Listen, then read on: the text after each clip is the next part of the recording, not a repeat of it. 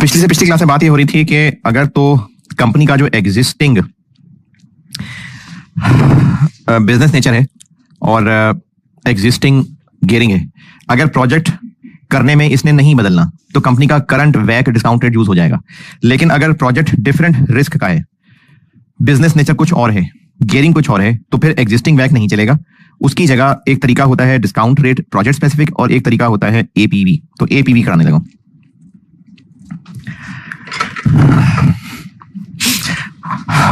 अच्छा, मैं ना आपको कुछ छोटी छोटी कैलकुलेशंस कराता हूं, उसके बाद उनको जोड़ के फिर एपीवी का कॉन्सेप्ट दूंगा। पहले बस बगैर कॉन्सेप्ट के छोटी छोटी कैलकुलेशंस करते हैं। एडजस्टेड प्रेजेंट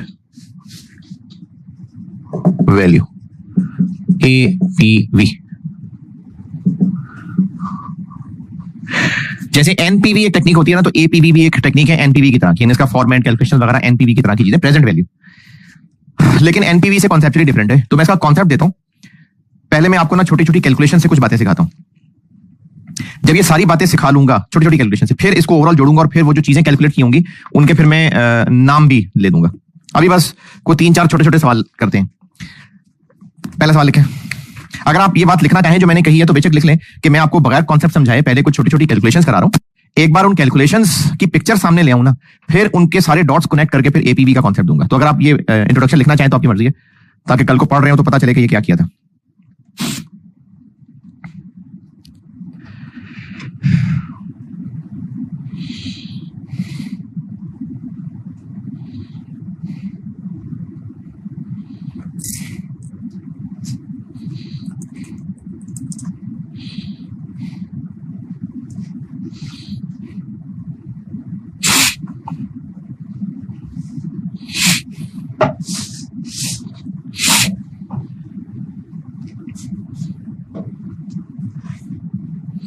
चलिए लिख लिया। सवाल लिखें।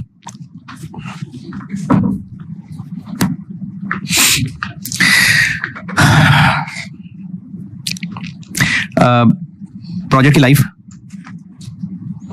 4 years,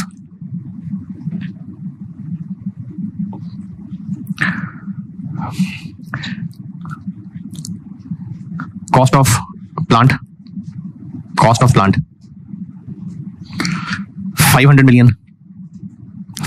million।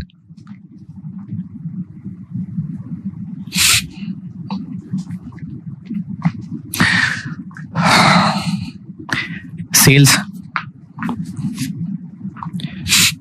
Year 1 200 million, year 2 300 million, year 3 360 million और year 4 420 million।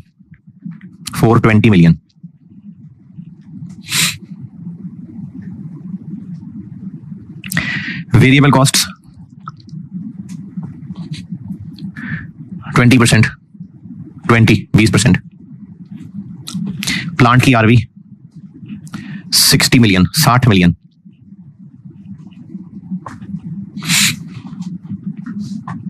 Tax rate 30%, 30%।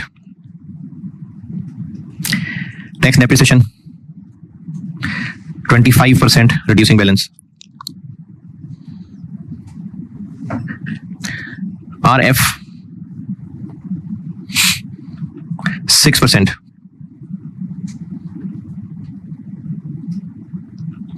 RM 14%, 14%।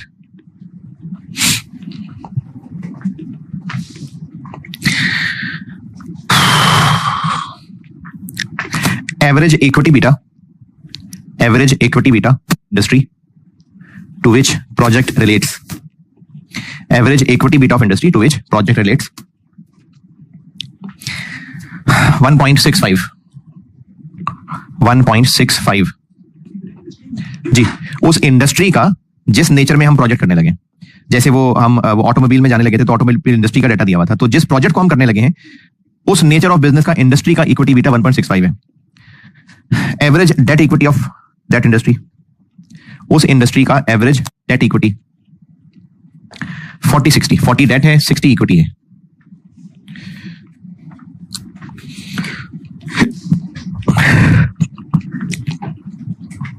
मुझसे रिक्वायर्ड है base case NPV, base case NPV,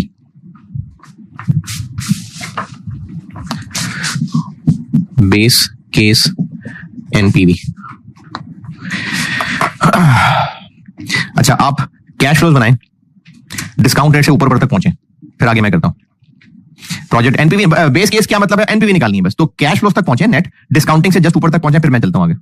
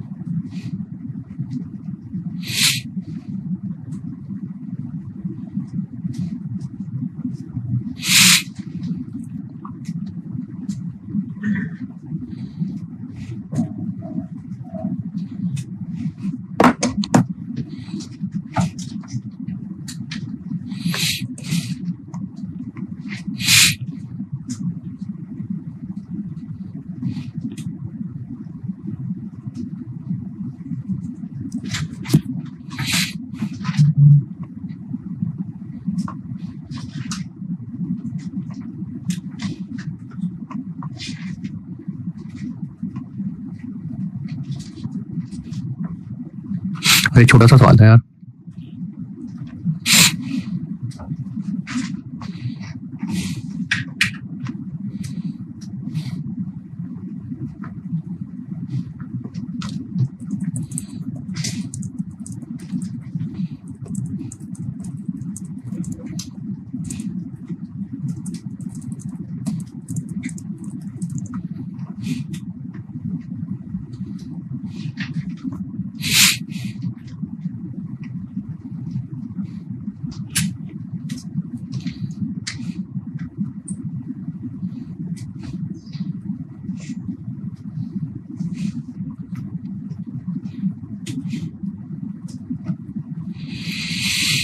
चलें, बताएं भाई आंसर।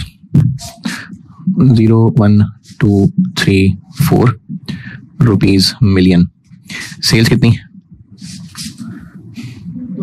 जी? 200 300 360 420। वेरिएबल कॉस्ट 40 60 72 जी 84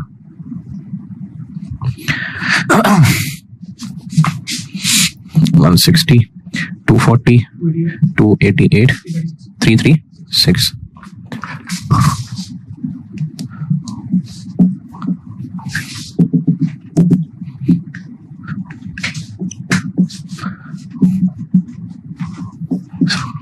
डेप्रिसिएशन 125 94 70 अब सब बैलेंस ना 151 35 146 218 185 और टैक्स 30% बन गया 10.5 और ठीक है खैर 10 44 65 56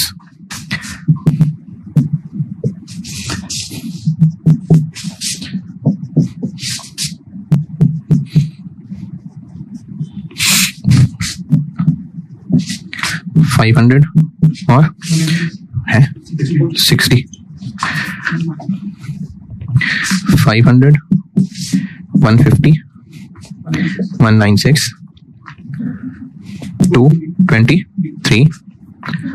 340 डिस्काउंट रेट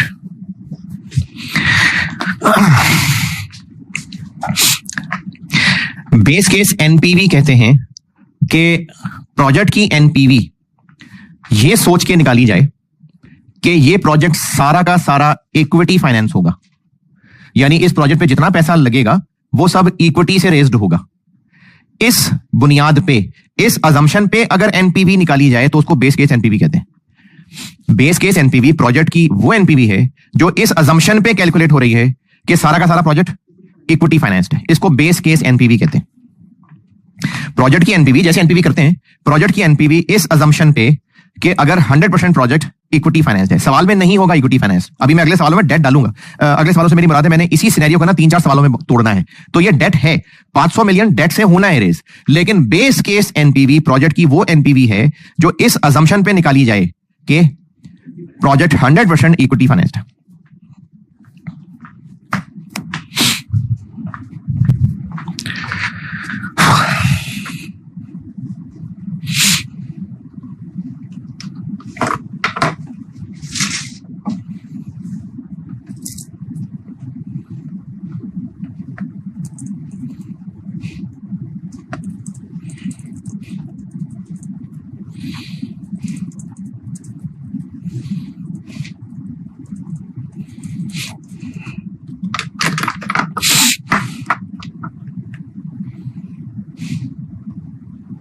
लिखा, अगर इस प्रोजेक्ट को 100% इक्विटी फाइनेंस देखा जाए तो डिस्काउंट रेट फिर क्या होना चाहिए? KI, क्योंकि जब इस प्रोजेक्ट में पैसा लग ही सिर्फ इक्विटी का रहा है तो डिस्काउंट रेट यानी प्रोजेक्ट स्पेसिफिक डिस्काउंट रेट जो कि वेटेड एवरेज है तो वो भी सिर्फ KI ही होगा। KI निकलेगा कैपम से और प्रोजेक्ट स्पेसिफिक KI निकलेगा। और चूंकि हम इस एनपीवी को किस अजम्पशन पे कैलकुलेट कर रहे हैं कि इक्विटी फाइनेंस्ड है, तो फिर इक्विटी बीटा एसेट बीटा के बराबर ही होगा। देखें इक्विटी बीटा और एसेट बीटा में क्या फर्क होता है? गेयरिंग का। तो अगर हम कह रहे हैं गेयरिंग है ही नहीं, है ही सिर्फ इक्विटी, तो इक्विटी बीटा एसेट बीटा बराबर होंगे ना। तो अब हम प्रोजेक्ट स्पेसिफिक KI ऐसे निकालेंगे कि पहले उस इंडस्ट्री का जिसमें हम लोग प्रोजेक्ट करने जा रहे हैं एसेट बीटा निकालेंगे 1.65। उस इंडस्ट्री का डेट इक्विटी क्या है?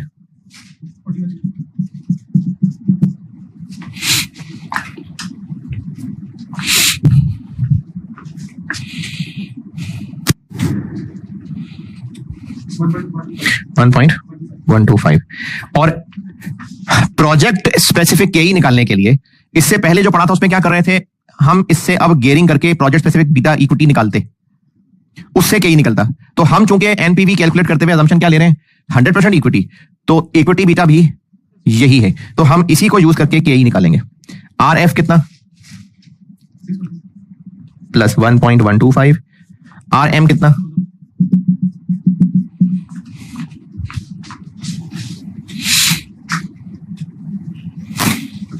कितना? अब हमने 15% के ऊपर इसकी निकालनी है एनपीवी। निकाल दें एनपीवी, 15% एनपीवी निकाल दें।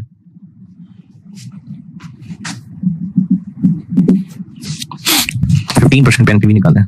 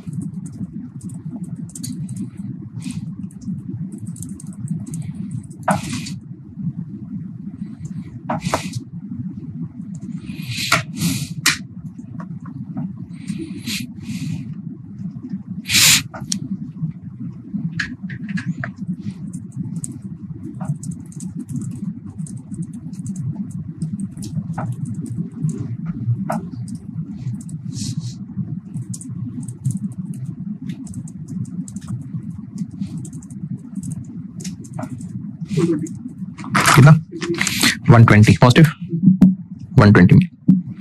तो बेस केस एनपीवी क्यों कैलकुलेट किया है, जब मैं सारे टुकड़े जोड़ूंगा तो बताऊंगा, बस अभी बता रहा हूं कि बेस केस एनपीवी होती क्या है।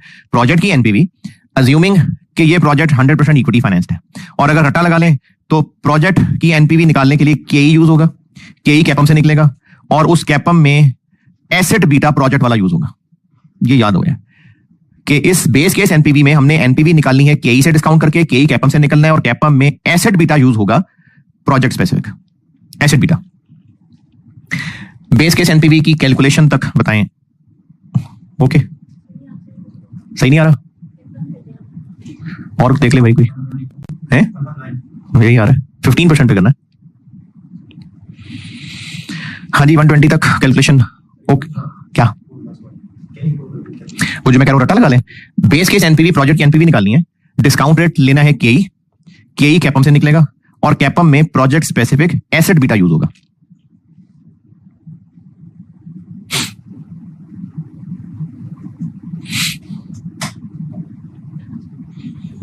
चलें अगला सवाल लिखें। ये सारे सवाल ना कनेक्टेड है, मतलब ये एक ही प्रोजेक्ट से रिलेटेड है, बस चीजें सिखाने के लिए मैं इनको टुकड़ों में बांट रहा हूं। तो अगला सवाल लिखें। This project will be financed, this project will be financed by 50% equity and 50% debt. 50% equity and 50% date.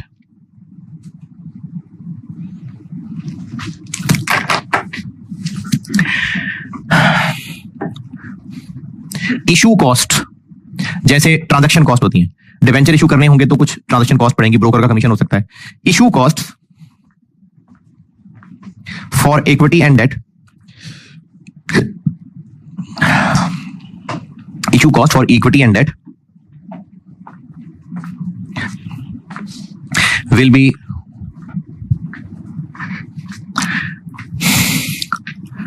4% and 2% respectively। 4% and 2% respectively, यानी इक्विटी के लिए 4% है और के लिए 2% है। Issue costs of debt are allowed for tax purposes, यानी जो डेट के लिए इशू कॉस्ट है वो टैक्स पर्पसेस के लिए अलाउड है। तो इसका मतलब इक्विटी वाली फिर नहीं होंगी। अच्छा, चूंकि मैं एक ही सिचुएशन को टुकड़ों में बांट रहा हूं, तो कुछ इंफॉर्मेशन एक दफा दूंगा तो वो दोबारा नहीं दी होगी। यानी मैं अब इस वक्त इस पार्ट में टैक्स रेट दोबारा नहीं बता रहा। टैक्स रेट में पिछले सवाल में बता चुका, आरएफ बता चुका।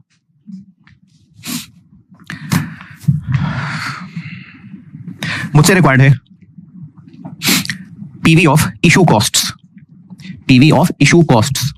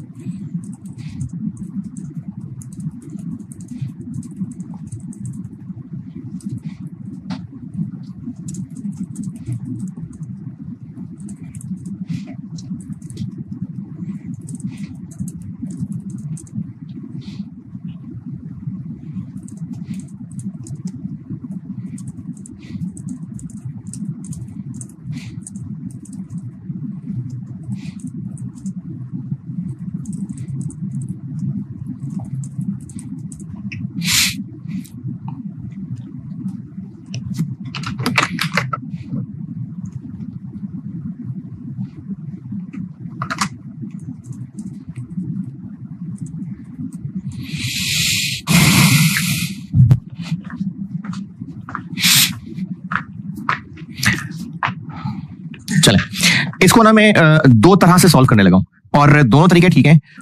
दोनों में से प्रेफर्ड वाला भी बता दूंगा, यानी एग्जाम पॉइंट ऑफ व्यू से जो प्रेफर्ड है, जो अफजल तरीका, वो भी बताऊंगा। दो तरीकों से करता हूं सॉल्व।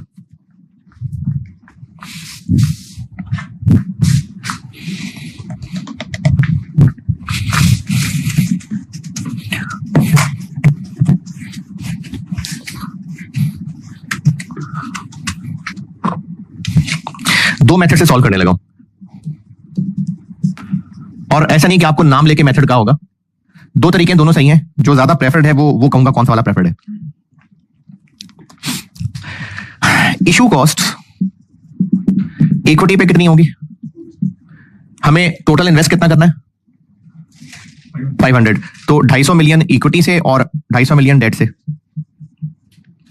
250 मिलियन इक्विटी से 250 मिलियन डेट से। जब हम इतना पैसा रेज करेंगे तो उसके ऊपर हमें 4% और 2% खर्चा आएगा। कितना बना देखिए, 10 और 5 खर्चा आएगा तो आउटफ्लो। और इस 5 पे टैक्स बचेगा। टैक्स हमारा सेव होगा। क्यों? कहा हुआ सवाल में।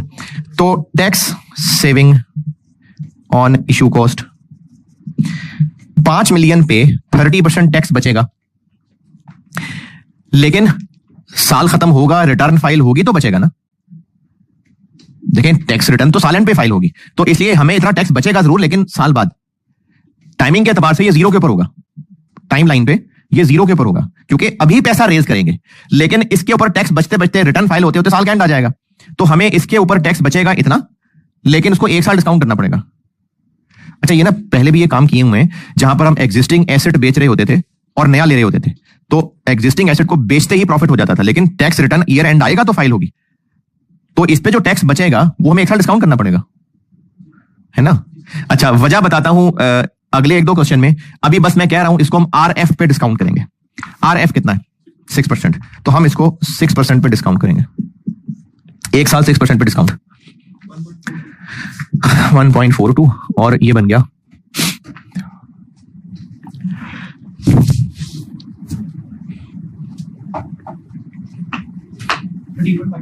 13.58। ये हो गई पीवी ऑफ इशू कॉस्ट।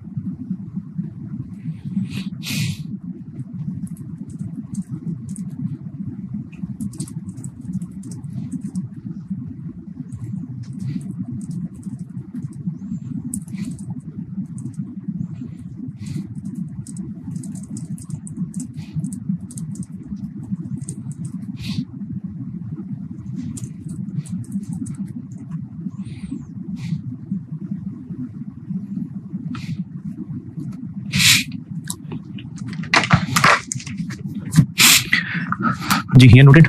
अच्छा इसका दूसरा तरीका बताता हूं, और वो जो दूसरा तरीका है ना वो प्रेफर्ड है, यानी एग्जाम पॉइंट ऑफ व्यू से वो ज्यादा पसंदीदा है।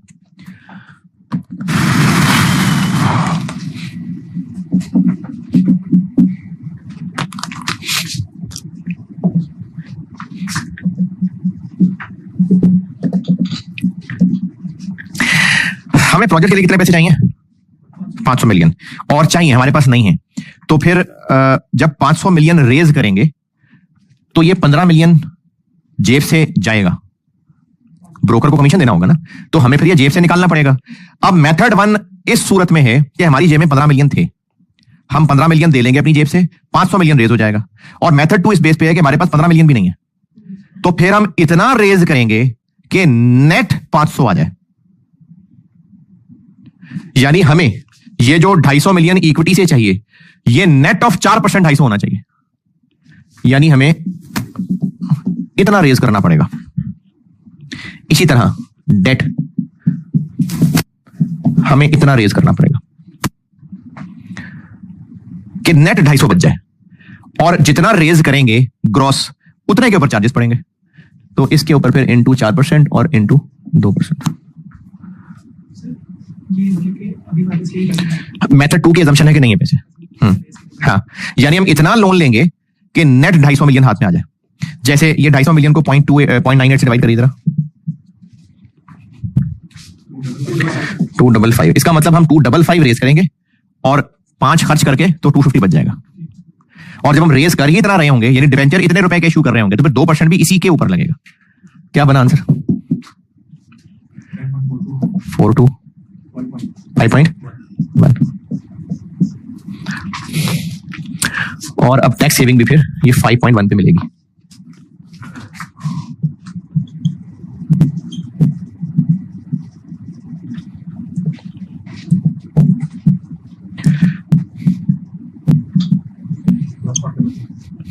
जी 444।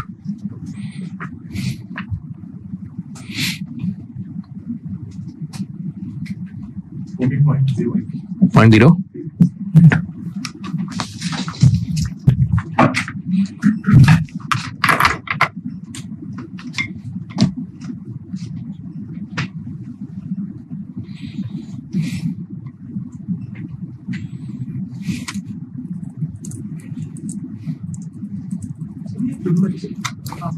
नहीं, बिल्कुल नहीं। सेम क्यों आएगा? इसमें थोड़ा लोन ले रहे हैं, उसमें ज्यादा लोन ले रहे हैं, तो सेम क्यों आएगा? हाँ डिफरेंट आ जाएगा, बहुत ज्यादा फर्क नहीं है लेकिन आएगा। हाँ तो वो ठीक है, एक्सेप्टेबल है, यानी दोनों assumptions ठीक है। प्रेफर्ड ये है, मतलब नए सवालों में ये है। जी कैलकुलेशन किया तक दूसरा सवाल डन। तीसरा सवाल लिखे, इसको कर रहे हैं, नोट तो कर लें चले।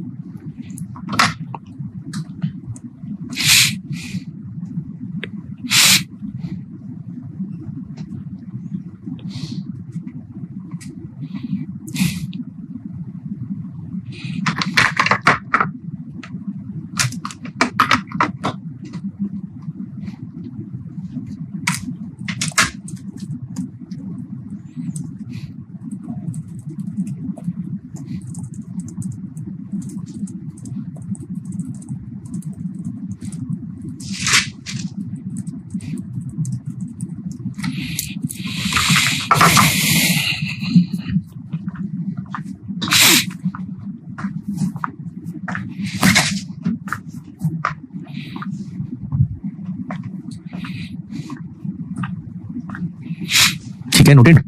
तीसरा सवाल लिखें।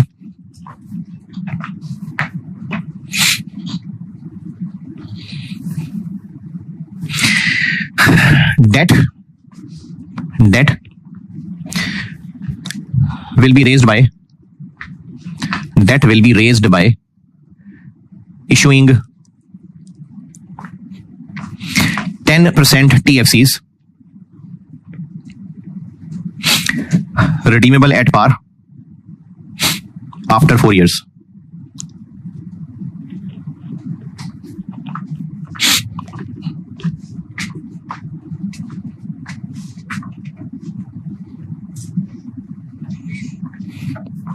मुझसे रिक्वायर्ड है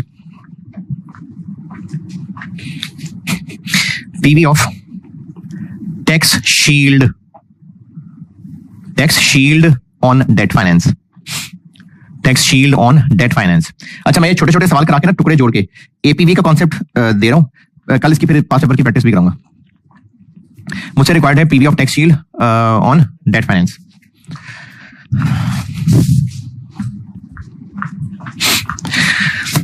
अच्छा, अब आप ये खुद अपने अल्फाज में एक बात लिख लें कि डेट की अमाउंट अगर मेथड 1 फॉलो किया था तो 250 मिलियन है, मेथड 2 फॉलो किया तो 255 समथिंग मिलियन है। दोनों में से जो मर्जी यूज कर लें, सही है। मैं मेथड 2 लेके आगे चलने लगा, मैं मेथड 2 को लेके आगे चलने लगा।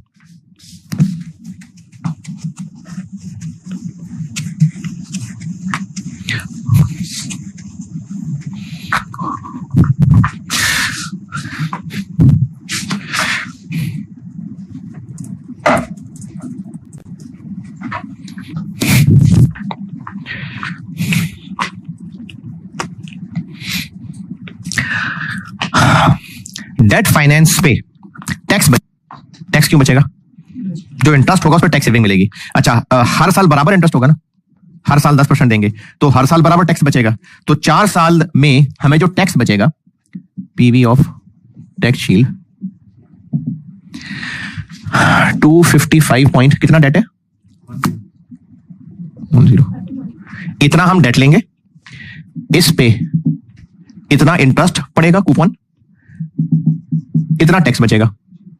तो हमें हर साल इतना टैक्स बचा करेगा, पहला, दूसरा, तीसरा, चौथा, हर साल हमें चाहिए उसकी पीवी। तो इस पे एनविटी डिस्काउंटिंग लगा लेते हैं।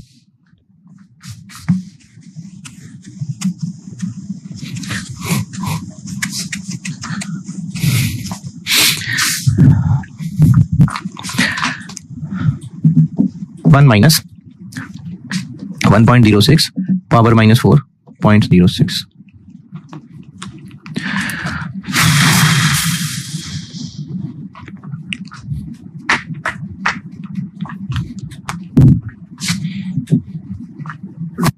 Hmm? 26.51।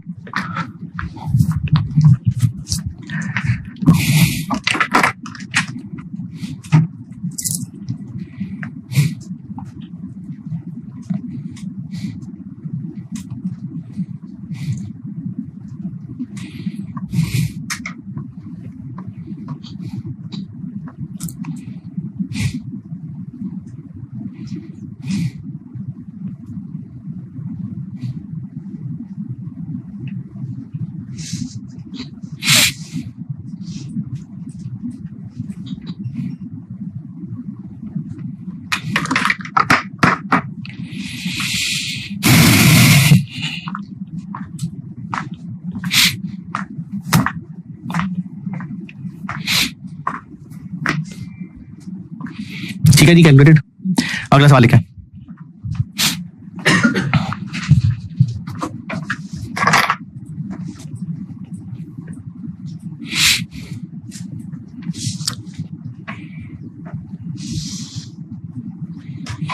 अच्छा अब आप इनकी नंबरिंग दे रहे हैं क्वेश्चन 1 क्वेश्चन 2 करके, एग्जांपल 1 एग्जांपल 2। अब आप लिखें एग्जांपल 3 रिवाइज्ड, नहीं एग्जांपल 3 को मैं चेंज कर रहा हूं।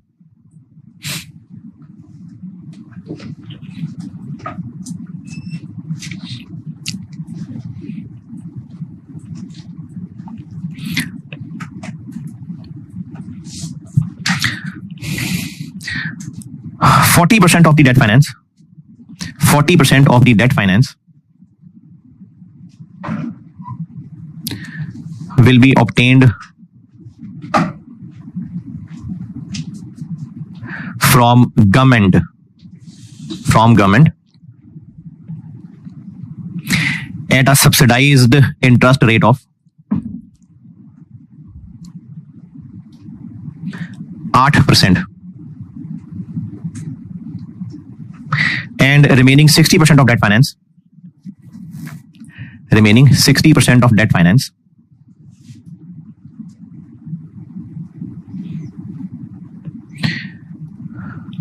will be raised by issuing 10% TFC.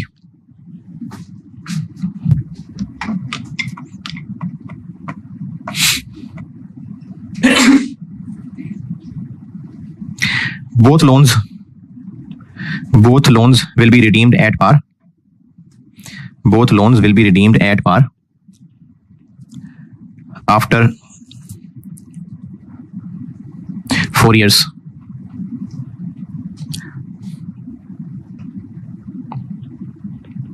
मुझसे रिक्वायर्ड है PV of tax shield on debt finance and PV of government subsidy. PV of government subsidy.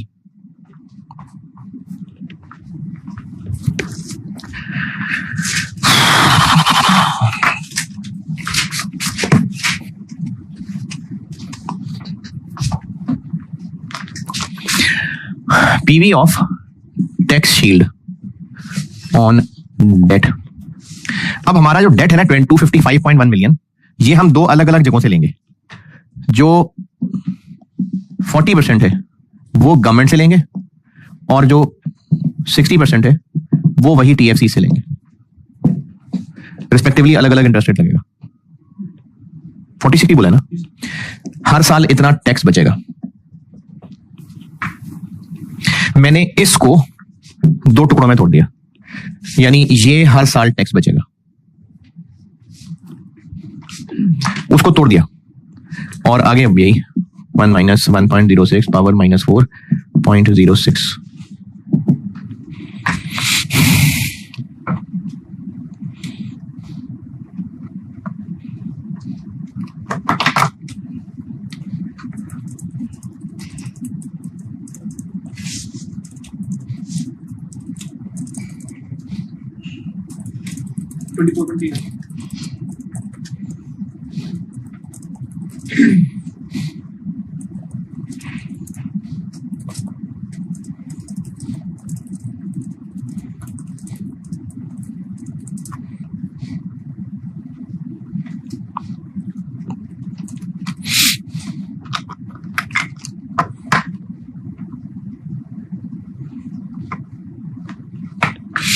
जी क्या आंसर आया? 24.39. ये हो गया पीवी ऑफ टैक्स शील्ड. यहां तक बताएं, पहले ये बात समझिए, मैंने इसको तोड़ दिया दो में, क्योंकि दो अलग अलग रेट्स वाले लोन थे ना, तो मैंने अलग अलग रेट लगा लिया. दूसरी चीज मैंने रिक्वायर की है इस सवाल में, पीवी ऑफ गवर्नमेंट सब्सिडी. ये क्या बला है? जिस तरह वो एक डिसीजन मेकिंग में चीज होती है ना कि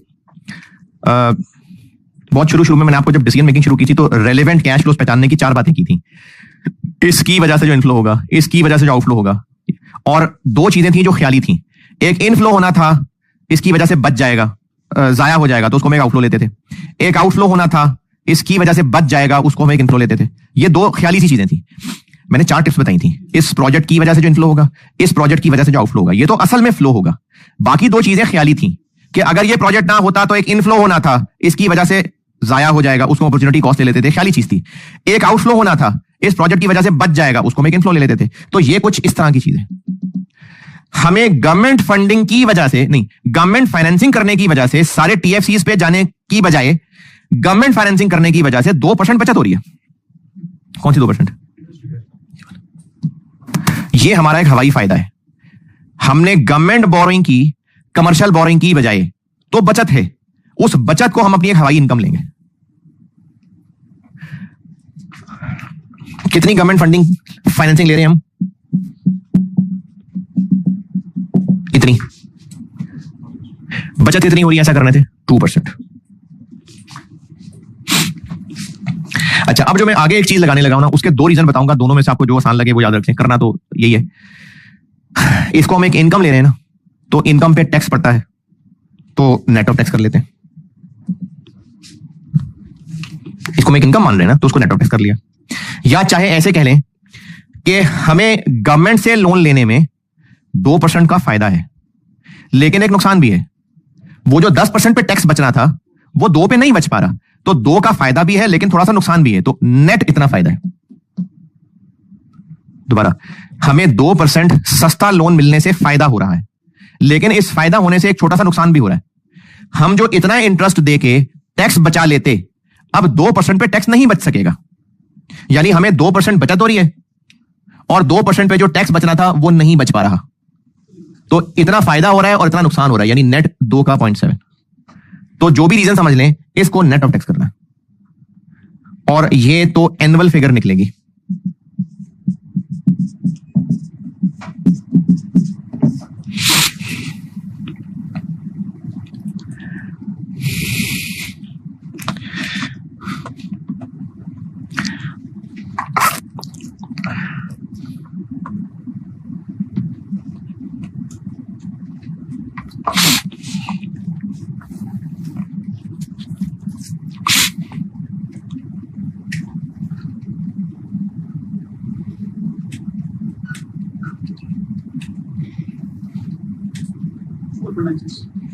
Hmm? 4.96.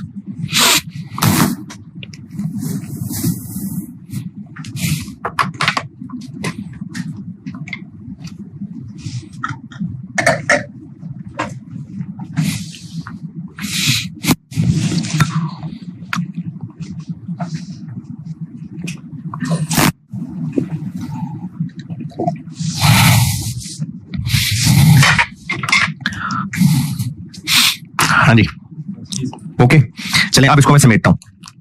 ये जो एपीवी मेथड है ना, ये एमएम का एक मॉडल था, ये उससे इंस्पायर्ड है। एमएम एक था विदाउट टैक्स, एक था विद टैक्स, और विद टैक्स में 3 फार्मूले थे। उनमें से एक फार्मूला था value of geared company is equal to value of ungeared company plus DT. ये जब आप कॉस्ट ऑफ कैपिटल वाला चैप्टर देखेंगे ना, तो उसमें ये फार्मूला लिखा हुआ है। एक केई गियर्ड का फार्मूला था, एक वैक गियर्ड का फार्मूला था, और एक वैल्यू गियर्ड का फार्मूला था। इस फार्मूले का मतलब है, और इस फार्मूले में मैं आपको एक चीज और कर देता हूं, फिर बताता हूं।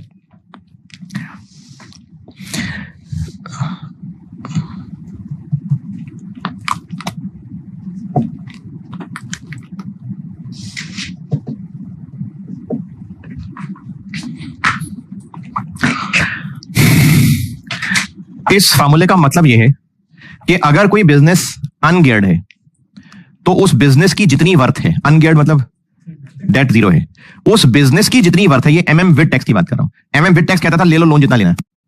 तो इसका मकसद है इस फार्मूले का कि अगर कोई बिजनेस अनगियर्ड है, तो उसकी जो वर्थ है, अगर वो गियर्ड होता तो उसकी वर्थ ज्यादा होती, यानी उसकी वैल्यू ज्यादा होती, क्योंकि उसको एक एडेड बेनिफिट होता जो अनगियर्ड को नहीं है। क्या बेनिफिट होता? उसको इंटरेस्ट पे टैक्स बचा करता। अनगियर्ड है बिजनेस, उसकी एक वर्थ है। अगर वो बिजनेस गियर्ड होता तो उसको एक एक्स्ट्रा फायदा होता, वो फायदा इंटरेस्ट पे टैक्स बचत होता, तो उस बिजनेस को हर साल इतना इंटरेस्ट पड़ा करता। ये क्या है? डेट की वैल्यू इनटू इंटरेस्ट रेट, उस पे इतना टैक्स बचा करता। ये एनुअल टैक्स सेविंग लिखी हुई है, ये लिखा हुआ है, ये डेट की अमाउंट, इंटरेस्ट का रेट, टैक्स का रेट, हर साल इतना टैक्स बचता। कब तक बचता रहता? जब तक बिजनेस मौजूद है, क्योंकि एमएम तो कह रहा था लिए जाओ लोन। जब तक बिजनेस मौजूद है, कितने साल तक? परपेचुटी। परपेचुटी की पीवी कैसे निकालते हैं? Annual cash flow divided by discount rate. तो ये आई और आई कैंसिल हो गया, तो ये जो पीछे डीटी रह गया ना, ये है आइंदा नस्लों तक मिलने वाले टैक्स बचत की पीवी। तो एमएम ये कहना चाह रहा है कि अगर कोई बिजनेस गियर्ड है, तो उसकी वर्थ ऐसे भी निकल सकती है कि अगर वो अनगियर्ड होता तो क्या वर्थ होती, प्लस जो उसको डेट के फायदे हैं उन फायदों की पीवी साथ ऐड कर दें तो गियर्ड होता तो वैल्यू आ जाती। एमएम ये कह रहा है कि अगर कोई बिजनेस गियर्ड है और उसकी वर्थ जानना चाहते हैं, तो ऐसे भी जान सकते हैं कि अगर वो अनगियर्ड हो जो उसकी वर्थ होती, उसमें प्लस कर लें जो उसको फ्यूचर में टैक्स के फायदे होंगे डेट लेने की वजह से, बल्कि मैं टैक्स का फायदा हटा के कह देता हूं, जो डेट के फायदे होंगे उन फायदों की पीवी साथ मिला लें तो गियर्ड कंपनी की वैल्यू आ जाएगी। इससे इंस्पायर्ड है एपीवी। एपीवी मेथड ये कहता है कि अगर आप प्रोजेक्ट की एनपीवी निकालना चाह रहे हैं, यानी प्रोजेक्ट की वर्थ निकालना चाह रहे हैं, तो उसको आप टुकड़ों में निकालें। अच्छा, मिसाल तो अजीब सी है, लेकिन मैं जब भी एपीवी पढ़ाता हूं मिसाल देता हूं कि चाय बनाएं पी लें, या फिर पत्ती खा लें, दूध पी लें, चीनी खा लें, चूल्हे पे बैठ जाएं, यानी कंपोनेंट्स जमा करके फिर बैठ जाएं चूल्हे पे। तो एनपीवी में क्या हो रहा है, प्रोजेक्ट के cash flows, KE, KD, weighted average, discount rate, उसे एनपीवी निकाल रहे हैं। एपीवी ये कहता है कि प्रोजेक्ट की आप जरूर निकालें एनपीवी, लेकिन पहले डेट इग्नोर कर दें, अनगियर्ड। इसको कहते हैं बेस केस एनपीवी, जो कि हमने सबसे शुरू में निकाली थी। प्रोजेक्ट की वर्थ अगर डेट ना होता तो बेस केस एनपीवी मैंने बताई ये थी कि वो प्रोजेक्ट की एनपीवी जो इस अजम्पशन पे है कि 100% इक्विटी है, वो हमने निकाल लिया। और एक बार जब वो निकाल लें तो फिर पैसे रेज करने के जो नेट फायदे हैं उनकी पीवी फिर साथ ऐड कर लें। तो हमने क्वेश्चन 1 के बाद जो क्वेश्चन 2 और 3 किए हैं वो हमने फाइनेंस रेज करने के नेट फायदे निकाले हैं। इंटरेस्ट पे टैक्स बचत ली है, गवर्नमेंट से सस्ता लोन लेने की बचत ली है, लेकिन चूंकि इशू कॉस्ट पड़ी थी तो वो फिर नेट की है। तो एपीवी मेथड ये है कि बेस केस एनपीवी निकालें और फिर उसके साथ फाइनेंस रेज करने के जो नेट फायदे हैं निकालें। और चूंकि ये पीवी है, पीवी, तो जो भी कंपोनेंट निकाल रहे हैं उन सबकी पीवी निकाल रहे हैं। तो अगर मैं इन तीनों सवालों को मिला दूं तो एपीवी हो जाएगी, अगर तीनों सवालों को मिला दूं तो बेस केस एनपीवी कितनी, 120। इशू कॉस्ट की पीवी अगर हम मेथड 2 लेके चलें तो मेथड 2 लेके चले, और तीसरा सवाल रिवाइज्ड वाला ले लेते हैं, 24.39 प्लस 4.96।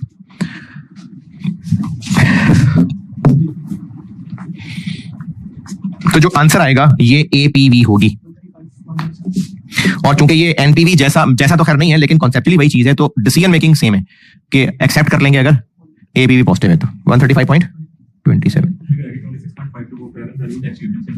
नहीं, ये वाली वो मैंने क्वेश्चन 3 रिवाइज कर दिया था ना, एक क्वेश्चन 3 ये किया था और फिर इसको रिवाइज करके ये कर दिया था। तो मैं कह रहा हूं अगर हम रिवाइज वाला ले लें तो, और ये सारी चीजें जो निकाली हैं ये, इनके लिए डिस्काउंट रेट कॉन्सेप्चुअली दोनों बातें इजाजत हैं, चाहे तो आरएफ यूज कर लें और चाहे तो pre tax borrowing rate use कर लें, दोनों बातें ठीक है। फाइनेंस के उलमा के नजदीक दोनों बातें ठीक है। इन कामों के लिए, इसके लिए क्या यूज करना है,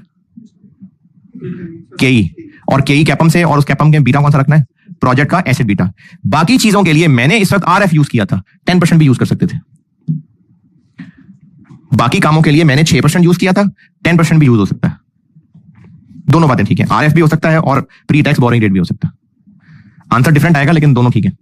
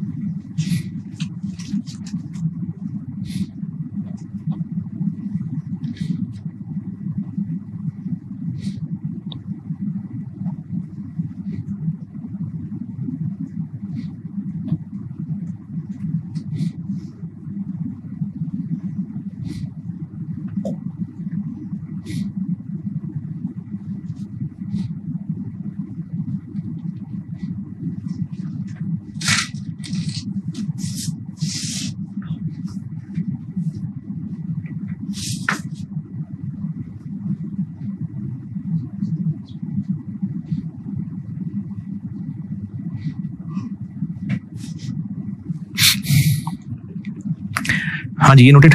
चलें, एपीवी यही है। कल मैं इसकी एग्जाम प्रैक्टिस करा के ना ये डेट कैपेसिटी की भी एक बात करूंगा, और ये मैंने बुक में कोई 1-1.5 पेज पे सारा कुछ लिखा भी हुआ है, लेकिन कॉन्सेप्ट यही है और मैं आपको इसकी कल एग्जाम प्रैक्टिस कराता हूँ। बल्कि एक जबानी बताई देता हूँ, बात लिखी हुई है मैंने कि हम इस प्रोजेक्ट के लिए बेशक बोरोइंग 250 मिलियन कर रहे हैं, 255 मिलियन, लेकिन अगर इस प्रोजेक्ट की वजह से बैंक्स खुश होकर कहें जी आपको 300 मिलियन भी देने को तैयार हैं हम, क्योंकि आप एक बड़ा जबरदस्त प्रोजेक्ट शुरू करने लगे, हम इसमें आपको और पैसा भी देने को तैयार हैं। बेशक हम ले अभी सिर्फ 250 मिलियन रहे होंगे, लेकिन इसको कहते हैं डेट कैपेसिटी, कि हम इस प्रोजेक्ट की वजह से 300 मिलियन का लोन ले सकते हैं। तो बेशक हम लोन ले 250 रहे होंगे, लेकिन हम ये कैलकुलेशंस 300 पे करेंगे। हाँ, ये सारी ये हम फुल डेट कैपेसिटी के ऊपर करेंगे कि उसकी प्रोजेक्ट की वजह से 300 मिलियन का लोन मिलने को तैयार है। तो ये मैंने आपको 1.5 पेज पे बुक में लिखा हुआ है सारा कुछ। तो एपीवी बता दिया, कल इसकी एग्जाम प्रैक्टिस कराता हूं मैं। चलिए ठीक है, अल्लाह हाफिज़।